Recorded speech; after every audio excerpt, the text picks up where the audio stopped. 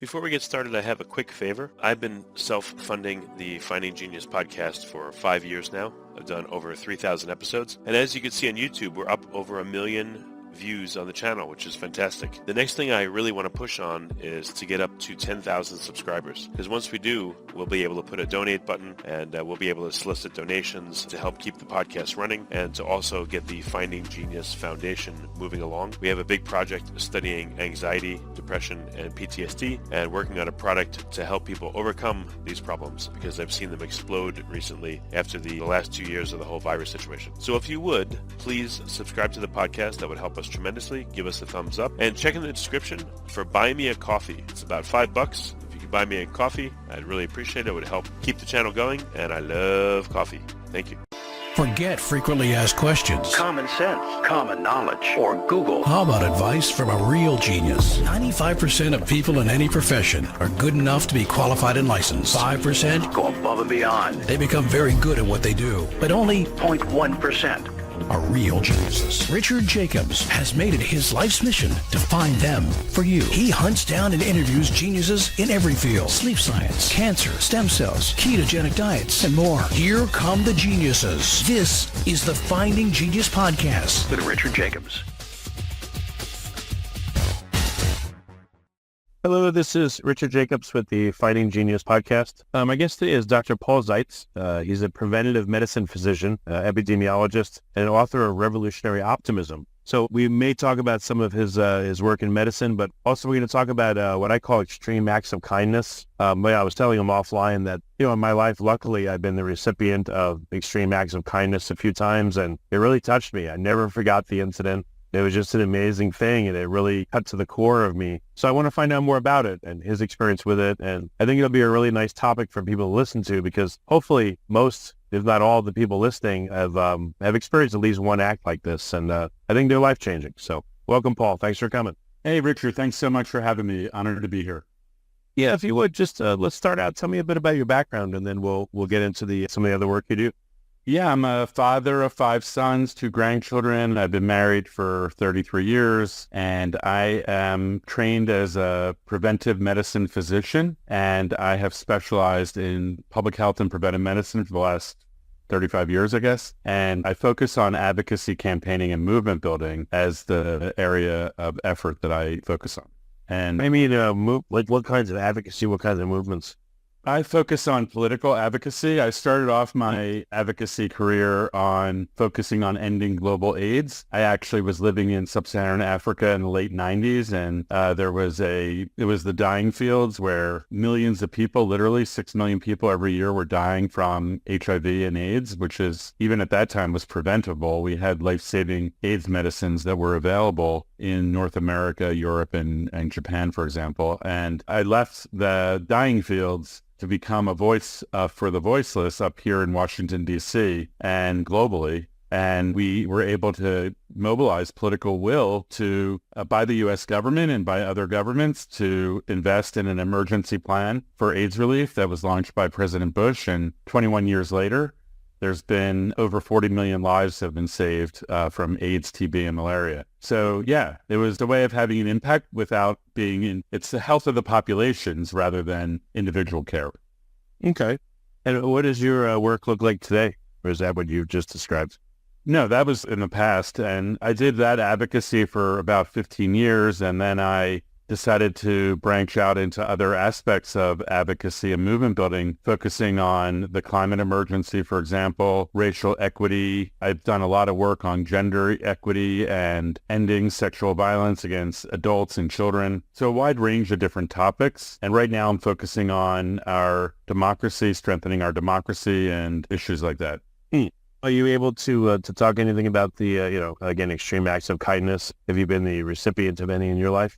That's a great question. Yeah, for sure. Certainly from my mom and at times my father. And throughout my life, I've been supported by mentors and leaders who have helped me become an advocate and an effective activist. So many acts of kindness. One that comes to mind right now is I had the opportunity when I was doing the global AIDS advocacy to work with the late Archbishop Desmond Tutu. He was based in South Africa, and he was in solidarity with our effort on the AIDS movement. And he would, this was a small thing, but it was an act of kindness in my mind, where when iPhones first came out and we started learning how to text each other, he was one of the people that would respond the fastest, and he would be willing and able to join a press conference to put pressure on the U.S. government, and he would be willing to hold people accountable in a way that I really learned from. And I feel like his voice and his presence and his commitment to the cause was an array of acts of kindness that supported my work at that time.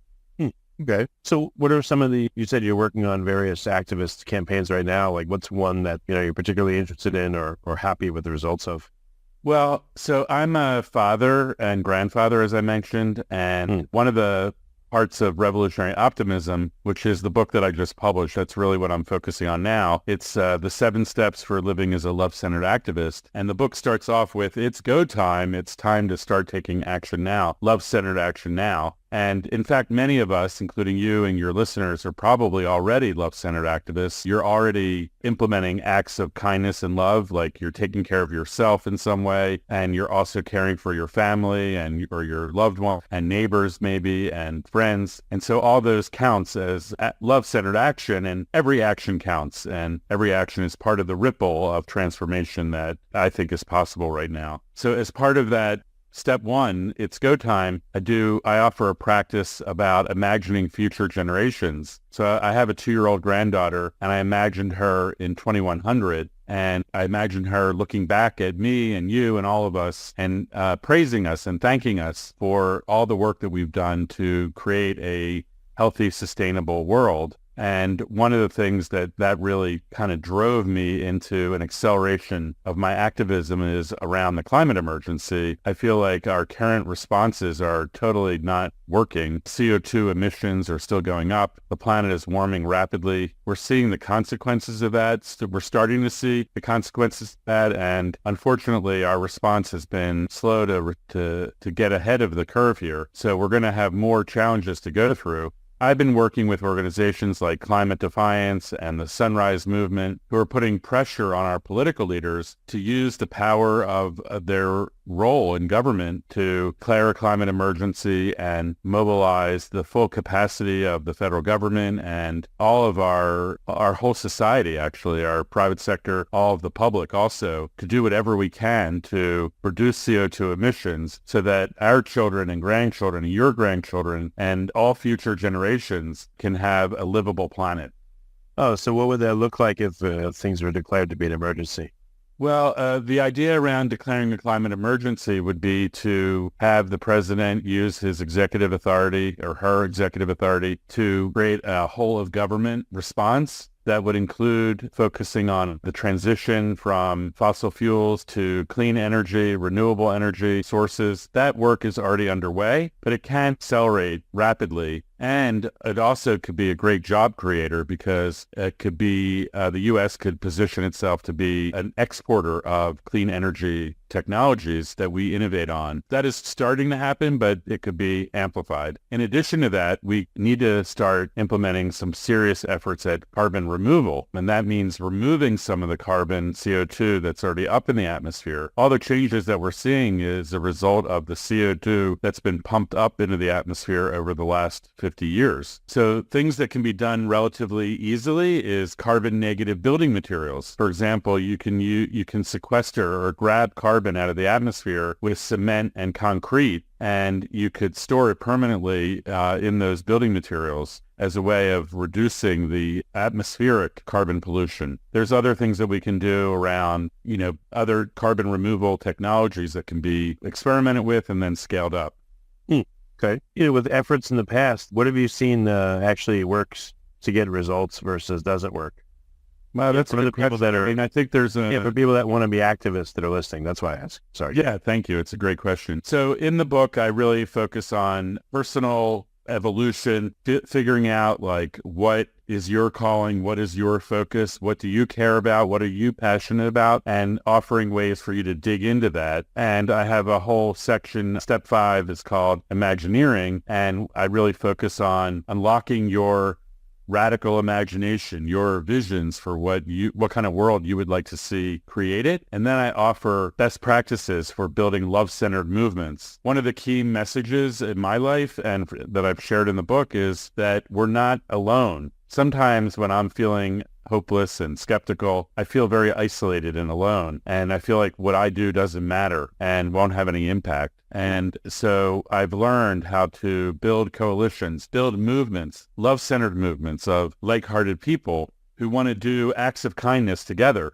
and build campaigns and actions together. And then step 6 is called Sparking Peaceful Revolutions. And that's really focusing on peaceful resistance in the legacy of Reverend Dr. Martin Luther King Jr., where he called it nonviolent civil disobedience or nonviolent direct action. In many cases right now, I think that may be the only solution to change the political dynamic that's underway right now, because our political leaders are failing to address this climate emergency, and we're running out of time, frankly, to get ahead of it. Before we continue, I've been personally funding the Finding Genius podcast for 4.5 years now, which has led to 2,700 plus interviews of clinicians, researchers, scientists, CEOs, and other amazing people who are working to advance science and improve our lives and our world. Even though this podcast gets 100,000 plus downloads a month, we need your help to reach hundreds of thousands more worldwide. Please visit findinggeniuspodcast.com and click on Support Us. We have 3 levels of membership from $10 to $49 a month, including perks such as the ability to see ahead in our interview calendar and ask questions of upcoming guests, transcripts of podcasts you're interested in, the ability to request specific topics or guests, and more. Visit findinggeniuspodcast.com and click Support Us today. Now back to the show. Oh, what else in the book? Like, what are some other practical pieces of advice do you give in the book for people? Well, if you want to focus on the step 5 on Imagineering, I have, the book has each step of the 7 steps for living as a love-centered activist has stories about people that have found the courage and the bravery to step up and take action.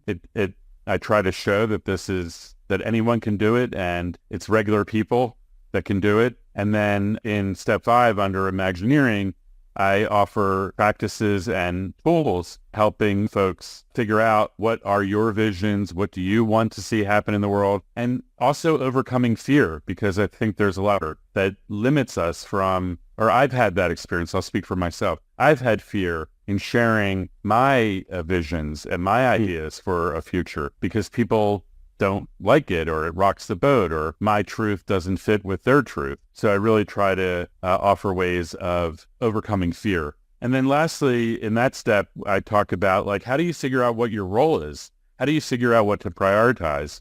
So I offer some prioritization criteria that you can explore, and then some different roles that you can play. You don't have to be the one catalyzing everything. You can play a supportive role if you choose, or you can play, a different kind of monitoring role, or you can assert leadership and you can be catalyzing and setting the agenda and initiating and co-leading activities and actions if that is your interest and that's your gift.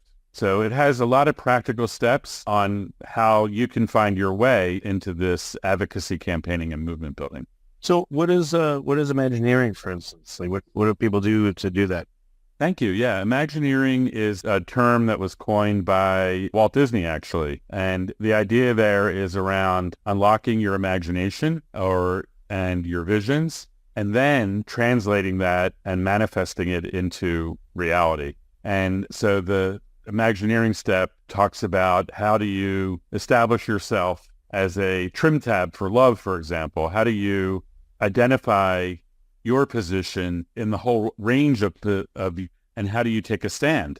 And by taking a stand, how do you learn how to use opposition even to and propel your agenda forward? As I said, I talk about overcoming fear, and I really do some sharing on how we come up with our belief systems and how those are created in our minds. And I explore ways in which we can transition and evolve our minds so that if we do have limiting beliefs or we do have stories in our mind that says nothing is possible or the lesser of two evils is all that we can achieve, or we're stuck in the systems and the crisis that we're in, this helps to unlock all that. And it's work. I'm not saying this is easy. I think it's a deep dive into our minds and our psyches, but then it can unleash internal optimism so that you can wake up every day and figure out how you want to serve in the best possible way. Oh, what is, can you put a name to the fear? Like what are common fears that you've seen in people that prevent them from taking action? Thank you. That's a great question. Yeah. So I think one of the fears that I uncovered in myself and I've studied now is the fear of freedom.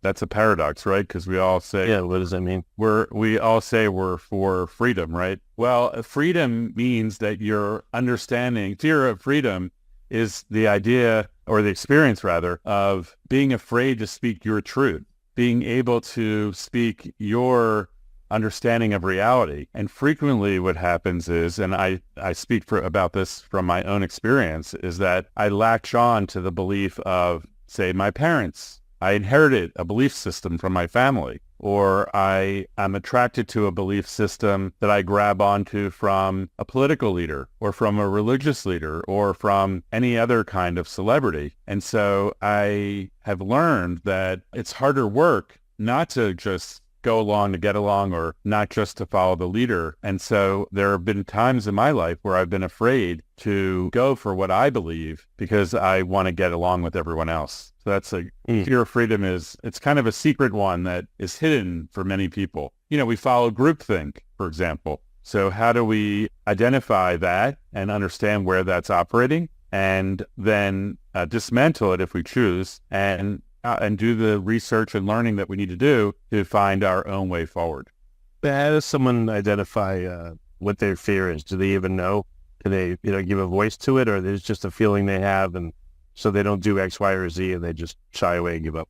Well, that's a good question. So for me, as I've been living as a revolutionary optimist, I have been watching how my mind works, and I'll give you a concrete example. I've been getting involved in the Israel-Palestine crisis that's going on right now. I was born as a Jew and raised as a Jew, and so I had a whole narrative that I was brought up with. And as I've been living into the practices of being a revolutionary optimist, I realized that I had a limiting belief in my own mind. I was only understanding what was going on from the perspective of my culture and my heritage. And I realized a lot of blind spots, and that I had the opportunity to step into activities and learning and zones that would challenge all of that inherited belief system, and so that I could then figure out what my actual beliefs were, and also to be compassionate and empathetic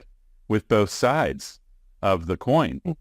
Because my intention is to do peace crafting and to try to create and identify win-win solutions from both sides of the coin. And I just realized that I closed myself off to that for the majority of my life. And I had blind spots. I didn't see what was actually happening for this other group of people. So that's an example of challenging myself as a revolutionary optimist.